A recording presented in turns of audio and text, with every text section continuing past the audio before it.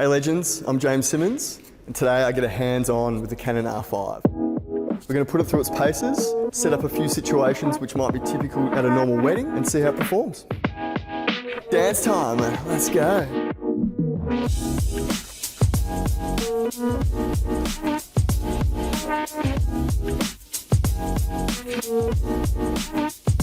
What I'm doing here is testing the continuous eye focus tracking on moving subjects, right? So we've got them dancing and we're testing to see, the accuracy of that autofocus. So I'm shooting wide open to really test that. Snaps back onto her face quite well. It locks onto his eye nicely. I can't even really tell that it's electronic viewfinder. It looks super true to life, and the eye tracking is pretty spot on. So what I'm going to test now is using like a slower shutter speed. So we want to capture a bit of blur motion, as well as make sure the scene and James is quite sharp. So it's testing out the image stabilizing in camera. Just speed it up to 25th of a second. Pretty damn sharp.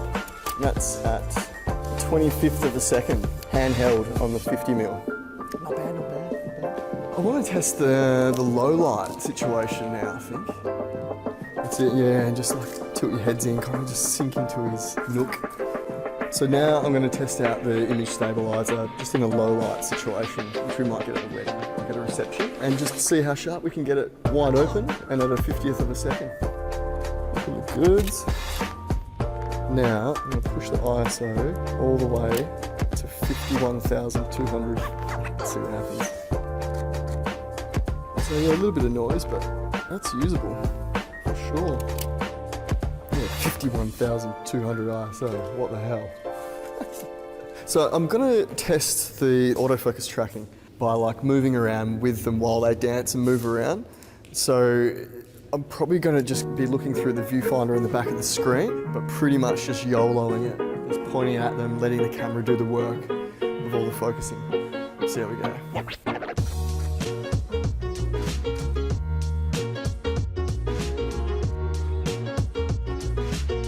So just being able to move around, that really tracked super well. It was locking onto Lisa's eye when it could, and then changing to their faces when they were a bit further away, and now I'm puffed. So what I'm going to test now is the speed of the frame rate and the autofocus when it's getting confused with little bits of confetti. So we're going to flick the frame rate over to full speed and see if we can make a crazy GIF or something. 3, 2, 1, go.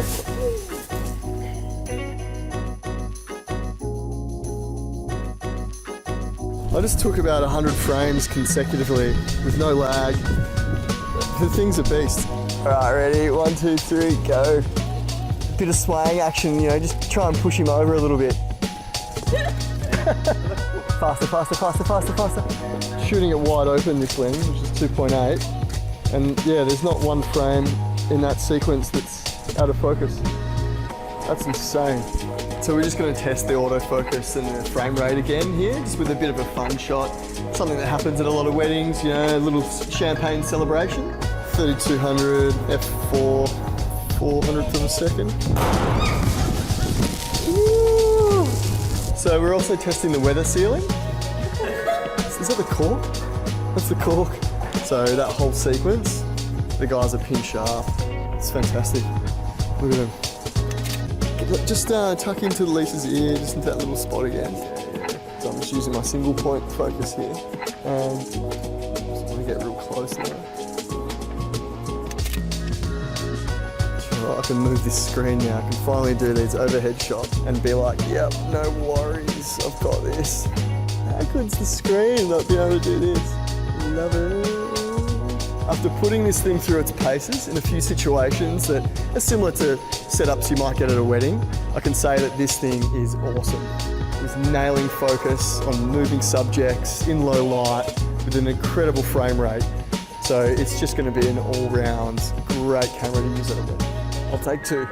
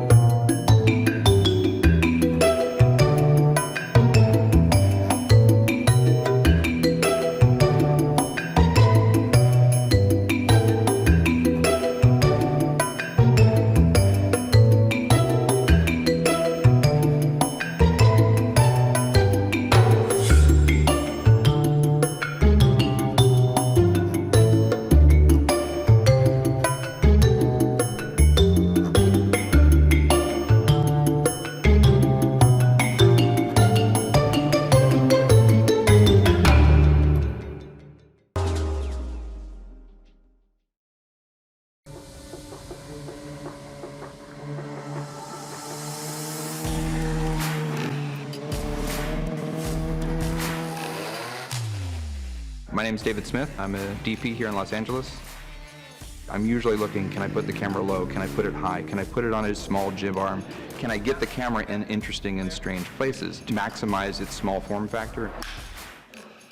Having an articulating viewfinder means that I can still frame a shot and work in those awkward spots.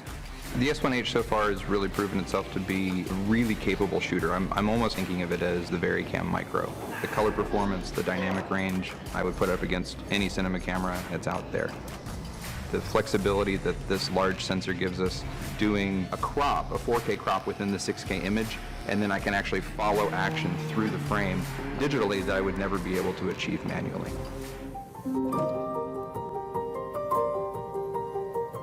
My name's Carissa Dorson. I'm a cinematographer based in Los Angeles. The S1H looks really beautiful, especially with the 6K full frame.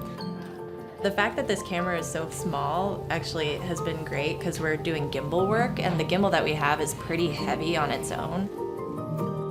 I've filmed with the VariCam, and I also own an EVA1, and from what I can tell, I can't tell the difference. The S1H is great to add to the mix if you're matching with those cameras. My name is Jacob Schwartz. I'm a filmmaker based in Pleasant Grove, Utah. For me, I've always loved full-frame imagery, and now I have the ability to do that in a video format that also shoots 4K, 422 10-bit. It's just a game changer for me. We wanted to find places like here where we have a lot of very fine details that we can capture and see how the camera can handle and put up with it. Having a camera that has dual native ISO built in, 640 ISO native and 4000 native, it allows us to, in any circumstance, wherever we're shooting, capture the images we want. It's been an incredible tool for us. I'm Nick Davis. I'm a New York City DP. I love the color science of this camera. You actually have 14.5 stops in 10-bit 422, which is very correctable. It's very gradable. Whatever the engineers did is awesome. It doesn't look like a DSLR. I want it to be super lightweight, so 50% of the shoot we used handheld in-body stabilization. I would never take a 30-pound camera 100 feet up in an oil tanker. One of the features I really like about the S1H, the weather sealing. We shot in the rain. It was literally pouring. It's not special effects. That's all real lightning, real rain. The camera helped me reach places that I couldn't reach before.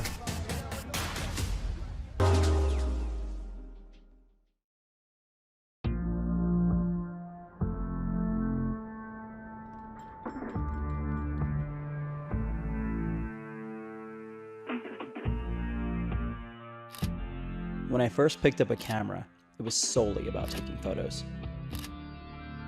So much has changed since then.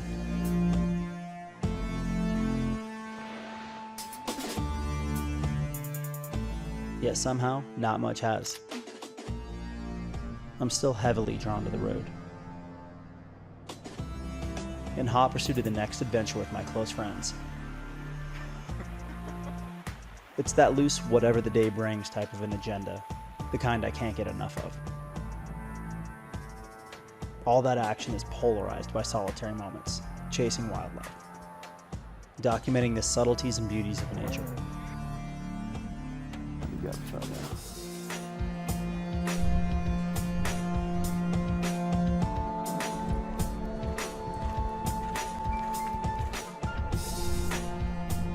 I crave that insulated feeling of quiet concentration when I'm shooting. My camera has changed immensely since the day I picked one up. Today it's a tool of true multimedia, a fraction of the size from what it once was, and way more powerful. My workflow has me constantly bouncing between photo and video, tormenting myself with the question, do I snap a photo or film this? I should actually take a picture of that too. Oh, that's sweet. It's a welcoming dilemma, and the truth is, it's helped me to evolve creatively. Weight matters, speed matters, and durability is mandatory when you're working in harsh and uncomfortable conditions.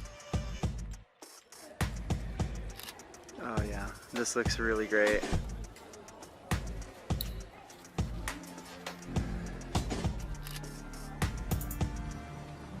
I go to great lengths to get on location, and my camera needs to endure every one of these elements. That's where the Z6 steps in. The last thing I can afford to do is miss a moment. I have a soft spot for nostalgia. It's ultimately what drew me to the camera in the first place. To take those fleeting moments with me along the ride. To relive them and share them with others later.